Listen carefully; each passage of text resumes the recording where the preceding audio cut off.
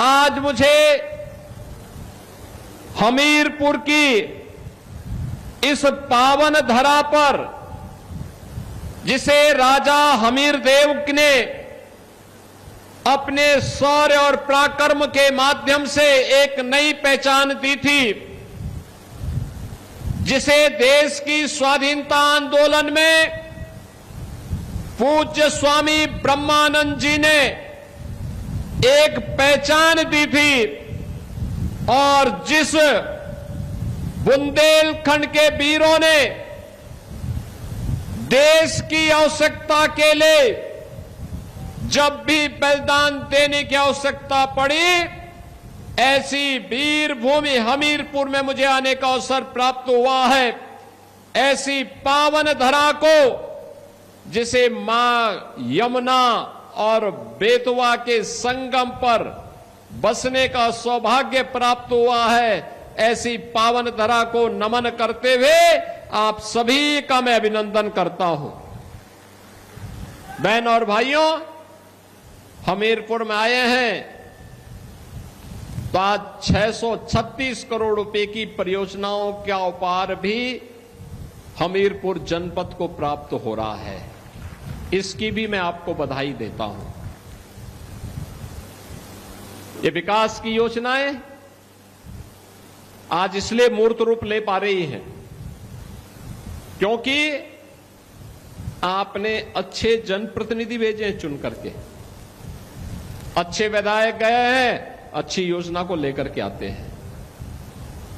याद करिए, आज से 9 वर्ष पहले बुंदेलखंड की प्रॉपर कनेक्टिविटी नहीं थी, सड़कें गड्ढों में तब्दील थी, माताएं और बहनें सिर में मिट्टी का घड़ा लेकर के पूरी जिंदगी उसी में गुजार देती थी, पानी ढोने में ही।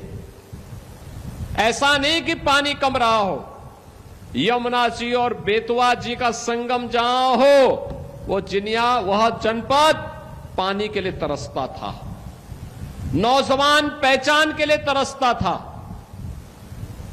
माफिया हावी थे, बालू माफिया, भू माफिया, खनन माफिया जनपद पर हावी होकर के गरीबों का शोषण करते थे। परिणाम था कि पूरे जनपद ही नहीं, पूरे प्रदेश और देश के अंदर लोग शक की निगाहों से देखते थे। बहन और भाइयों, आज मुझे बताते हुए प्रसन्नता है, पिछले 12 वर्ष में प्रधानमंत्री मोदी जी के नेतृत्व में हमने बदलते हुए भारत को देखा है। बदलता हुआ भारत आज प्रातः काल आपने देखा होगा, दुनिया के लगभग 100 देश भारत की ऋषि परंपरा के प्राचीन विधा योग के साथ जुड़े थे। जब दुनिया के लाखों लोग योग की परंपरा के साथ जुड़ रहे थे, तो न केवल वर्तमान बल्कि हमारा अतीत भी गौरवान्वित हो रहा था, और भविष्य भी अपने आने वाले समय के लिए प्रफुल्लित होता हुआ दिखाई दे रहा था। योग भारत की ऋषि परंपरा की देन है, भारत के योगियों की देन है, उन विभूतियों की देन है जिन्होंने योग की परंपरा के माध्यम से भारत की ज्ञान की विधा को वैश्विक मान्यता दिलाई थी। आधुनिक काल में प्रधानमंत्री मोदी जी ने योग की इस विधा को वैश्विक मान्यता दिलाई, और आज हमने 12वें योग महोत्सव के साथ जुड़ करके अंतर्राष्ट्रीय स्तर पर एक बार फिर से भारत की पहचान को दुनिया के सामने प्रस्तुत किया है। कुंभ का आयोजन हजारों वर्षों से, मोदी जी ने कुंभ के आयोजन को भी मानवता के मूर्त सांस्कृतिक धरोहर के रूप में मान्यता दी। भारत की परंपरा को अब दुनिया मान्यता दे रही है। अब पहचान का संकट नहीं है, ये पहचान का संकट इन्होंने पैदा किया था जो जातिवाद की राजनीति करते हैं। सत्ता में आते हैं तो अपने परिवार का पेट भरते हैं, उनको अपने परिवार के अलावा कुछ नहीं दिखता। लेकिन मोदी जी के लिए तो 140 करोड़ का भारत ही परिवार है और हमारे लिए 25 करोड़ का उत्तर प्रदेश ही परिवार है। इसलिए उन 25 करोड़ जनता जनार्दन के हित के लिए कार्य करना, उनके लिए योजनाएं बनाना, उसको प्रभावी ढंग से लागू करना, जब इस उद्देश्य के साथ कार्य होता है तो परिणाम आने में भी देर नहीं लगती। बहनों और भाइयों, आज उसी का परिणाम है। जब मैं पहली बार 2017 में मुख्यमंत्री बनने के बाद बुंदेलखंड आया था, मैंने कनेक्टिविटी के बारे में पूछा गया, लोगों ने कहा अच्छी नहीं है, तो मैंने उस समय बुंदेलखंड एक्सप्रेसवे की बात की थी। आज मुझे बताते हुए प्रसन्नता है, बुंदेलखंड के पास अपना एक्सप्रेसवे है। डिफेंस मैन्युफैक्चरिंग कॉरिडोर, पहले बुंदेलखंड का नौजवान आर्मी में भर्ती होता था और जो उसके पास गोला और बारूद होता था वह दुनिया से मंगाया जाता था, आयात किया जाता था। अब गोला, बारूद, तोप, मिसाइल ये सब यूपी में बन रही है। प्रधानमंत्री मोदी जी के कारण यूपी में बन रही है और यूपी के नौजवान की, भारत की सेना की ताकत क्या है। ऑपरेशन सिंदूर में आपने देखा होगा कि लखनऊ में बना हुआ ब्रह्मोस मिसाइल जब पाकिस्तान पर दागा गया, वह जान बचा करके, दुम दबा करके दुनिया के अंदर हाय तौबा करते हुए भीख, जान की भीख मांगता हुआ दिखाई दे रहा था। यह है नए भारत की ताकत। अब नया भारत पहचान के लिए मोहताज नहीं, और नए भारत की तर्ज पर यूपी ने भी अपनी पहचान बनाई है। हर घर नल की योजना अब बहन और बेटियों को राहत दे रही है। अब उन्हें विश्वास है कि हर घर नल की योजना में जीवन नहीं कटेगा, बल्कि पानी उनके घर तक पहुंच रहा है और अब वह उसके अतिरिक्त कोई नया कार्य भी कर सकती हैं। महिला स्वयंसेवी समूह कहीं पर बलेनी मिल्क प्रोड्यूसर के रूप में, कहीं पर ड्रोन दीदी के रूप में, कहीं लखपति दीदी के रूप में, कहीं वीसी सखी के रूप में अपनी एक नई पहचान बना रही है। बहनों और भाइयों, अब पुलिस की भर्ती होती है तो बुंदेलखंड का नौजवान भी, हमीरपुर का, महोबा का, चित्रकूट का, बांदा का, झांसी, ललितपुर, जालौन, यहां के नौजवान भी अब उसमें भर्ती होते हैं। पहले नहीं होता था, पहले नहीं होने देते थे। कोई योजना बनती थी और सफाई को ध्यान में रख के बनती थी। हमीरपुर को नहीं, महोबा को नहीं, बांदा और चित्रकूट को नहीं। आज तो योजना आपके लिए बन रही है, सिंचाई की योजनाएं बन रही है, पेयजल की योजना बन रही है, कनेक्टिविटी की योजनाएं बन रही हैं। नए एयरक्राफ्ट आने के बाद जब चित्रकूट से ही वायु सेवा प्रारंभ हो जाएगी, बुंदेलखंड में बेहतरीन एयर कनेक्टिविटी भी दिखाई देगी। नई ट्रेन की सुविधाएं नए भारत में, वंदे भारत के रूप में, अमृत भारत के रूप में, नमो भारत के रूप में देखने को मिल रही है। और बहनों और भाइयों, राट के लिए हम ही लोगों ने बस स्टैंड स्वीकृत किया था। तेजी के साथ उस कार्य को आगे बढ़ाने के लिए मैं परिवहन विभाग से कहूंगा कि तेजी के साथ उसका निर्माण करो। मैंने तो यहां पे पूज्य स्वामी ब्रह्मानंद जी की स्मृति में मैंने महाविद्यालय प्रबंध समिति से कहा था कि भाई देखो, हमें जो प्रस्ताव दे देगा मैं वहां विश्वविद्यालय बना दूंगा। देखो, शाहजहांपुर ने अपना विश्वविद्यालय का प्रस्ताव दिया, मैंने शाहजहांपुर में स्वामी सुखदेवानंद राज्य विश्वविद्यालय का निर्माण कर दिया। इस सत्र में वहां प्रवेश प्रारंभ हो गए हैं। भदोई ने प्रस्ताव दिया भवन और पूरी प्रॉपर्टी के साथ। इस सत्र में भदोई में काशी नरेश विश्वविद्यालय का शुभारंभ हो गया।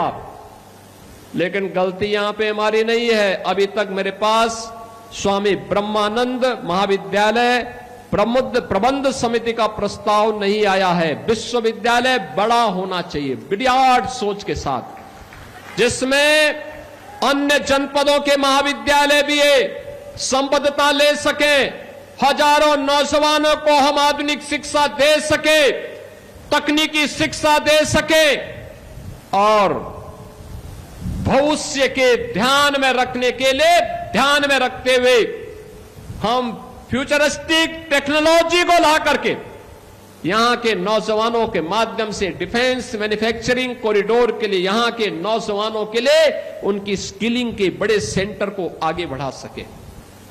बहनों और भाइयों, मैं तो आज भी कहता हूं, प्रस्ताव जो भी देगा हम आप विश्वविद्यालय बना देंगे, कोई समस्या नहीं। राज्य सरकार सहयोग करने को तैयार है, लेकिन याद रखना विश्वविद्यालय एक विराट सोच का प्रतीक होता है। उस विराट सोच के अनुसार प्रस्ताव देंगे, तत्काल कार्रवाई होगी, उसके एक्ट बनाने पड़ते हैं, प्रक्रिया में समय लगता है और जितना समयबद्ध तरीके से आप आगे बढ़ाएंगे हम उन चीजों को उतनी तेजी के साथ जमीनी धरातल पर उतारने का काम भी कर देंगे। हां, मेरा मानना है हमीरपुर में मेडिकल कॉलेज का भी निर्माण होना चाहिए। हमीरपुर के नौजवानों को भी मेडिकल की पढ़ाई करने का अधिकार होना चाहिए। हम लोगों ने इसके लिए कहा है यहां पर तेजी के साथ उसके विकास के कार्यक्रम को आगे बढ़ाने की आवश्यकता है। बहनों और भाइयों, यह प्रक्रिया इसलिए जिससे बुंदेलखंड भी जो पहले पहचान के लिए मोहताज था, समाजवादी पार्टी की सरकार में हर जनपद में यहां एक एक माफिया खड़े कर दिए गए थे। ये माफिया गरीबों की जमीनों पर कब्जा करते थे, अवैध खनन करते थे, व्यापारी और बेटी दोनों के लिए संकट खड़ा करते थे, पुलिस पर हमला करते थे। छवि खराब होती थी बुंदेलखंड की, छवि खराब होती थी हमीरपुर की। लेकिन आज मैं कह सकता हूं ये डबल इंजन की सरकार है, माफिया के लिए कोई जगह नहीं है। माफिया या तो जेल के अंदर है या मिट्टी में मिल गए हैं। अब बुंदेलखंड विकास की प्रक्रिया के साथ तेजी के साथ आगे बढ़ चुका है। अब बेटी की सुरक्षा में कोई सेंध नहीं लगा सकता है। अब बेटी की सुरक्षा में कोई सेंध लगाने का दुस्साहस नहीं कर सकता है, और जो करेगा तो फिर यमराज के घर भी जाएगा। अब धर्मस्थलों को नई पहचान मिल रही है, तालाब खुदवाए जा रहे हैं, जल संरक्षण के बड़े कार्यक्रम चल रहे हैं। और मैं आप सबसे अपील करूंगा, हमीरपुर वासियों से भी, पूरे बुंदेलखंड वासियों से भी, बहनों और भाइयों, हर घर नल की योजना व्यापक परिवर्तन का कारण बनेंगे। अर्जुन सहायक हो, करवई का हो, या फिर यहां पर रतौली बांध की हो, भावनी बांध की हो, कचनौदा बांध का हो, मझगावा एवं चिल्ली स्प्रिंकलर सिंचाई परियोजना का हो, या केन बेतवा की परियोजना का, बुंदेलखंड में आने वाले समय में सिंचाई के लिए भी और पेयजल के लिए जल का संकट नहीं होगा। लेकिन हमारी भी जिम्मेदारी बनती है, एक नागरिक कर्तव्य के रूप में जल संरक्षण का कार्य करना, एक एक बूंद जल का संरक्षण करना। जैसे इस साल अभी आप देख रहे होंगे, आज 21 जून हो गई है, अभी तक मानसून नहीं आया है। ये जो बादल दिखाई दे रहे हैं ना, ये तो चूंकि हम लोगों का दौरा हो रहा था तो भगवान ने कहा होगा कि ज्यादा गर्मी न हो, इसलिए जो है थोड़ा बहुत देखने को मिल रहा है। लेकिन अब तक बरसात होनी चाहिए थी, मानसून आना चाहिए था। पिछले 2 साल मानसून अच्छा था।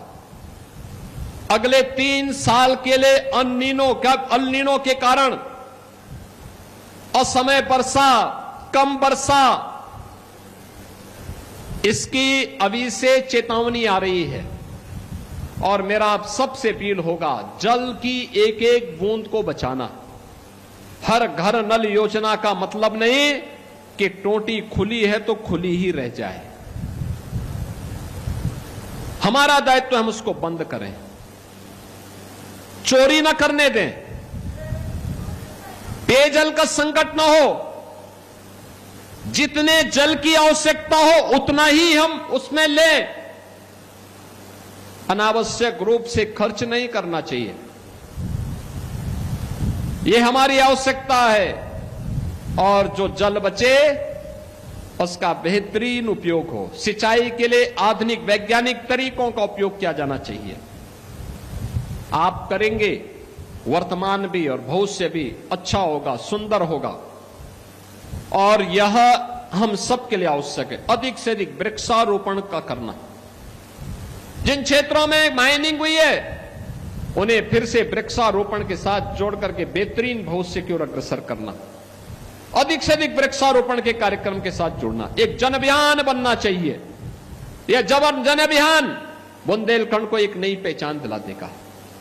बहनों और भाइयों, उस अभियान के साथ जोड़ने के लिए पिछली सरकारों ने आपका जो शोषण किया था, पहचान का संकट खड़ा किया था, आज डबल इंजन सरकार में मोदी जी के नेतृत्व में हम सब उससे उबर चुके हैं।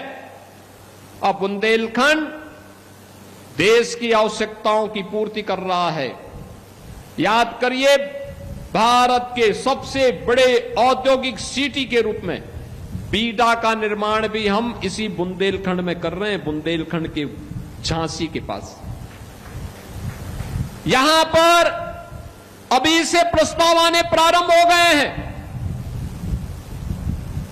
बुंदेलखंड के नौजवानों को नौकरी के लिए कहीं प्लान नहीं करना पड़ेगा। और यद्यपि पिछले 9 वर्ष के अंदर तमाम कंपनियां यहां पर आई, हिंदुस्तान यूनिलीवर आया, जेके सीमेंट, रिमझिम इस्पात, एनटीपीसी सोलर प्लांट, गेल इंडिया का फ्लोटिंग सोलर जैसे तमाम परियोजनाएं ये हमीरपुर के लिए और बुंदेलखंड के लिए स्वीकृत हुई है। नए उद्योग आए हैं। उन औद्योगिक संभावनाओं को और मजबूती के साथ आगे बढ़ाने के लिए हम सबको मिलकर के कार्य करना है।